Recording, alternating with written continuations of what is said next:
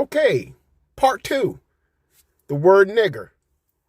Now, in the early years of America, before it became the United States, it was once the 13 colonies, okay? Now, actually, the first slaves documented, were brought to the United States in 1619, okay? To Roanoke, Virginia, all right?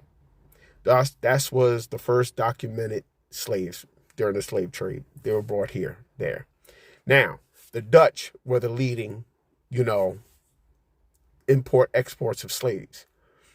Now, how we were described back then, most Africans during that time didn't even know what they were black. They didn't call each other black, So when the Portuguese and the Spanish, of course, was trading with the Africans, and especially the west coast of Africa, and doing different things, they described them as negro in the Spanish accent, negro. Then you have the English. The English pronounce that word negro. So let's fast forward. Here we are in the United States. You have slaves that are here within the 13 colonies of the United States. And for the English, they didn't ask them what their names were. What they did was they'll give them an English name, like say James. And then in front of that name, they will say Negro James. Okay? You get what I'm saying? So in the French, they pronounce it Negre, Negre. Okay?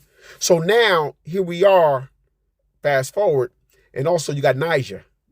It's a country in Africa, which in Latin, it means black.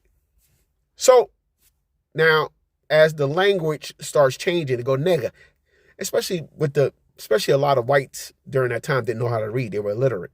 So when they looking at the word negro, nigga, and that's how they pronounced it, nigga.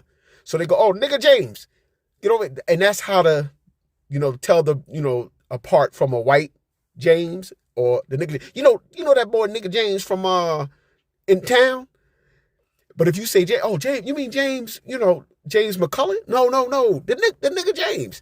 And that's how they would address a black person by the word nigger, okay? Or Negro. Some still used Negro, okay? That was the way to describe pretty much the color of our skin. But if you ask me, a lot of us are brown, But anyway, stay tuned to part 3. Peace.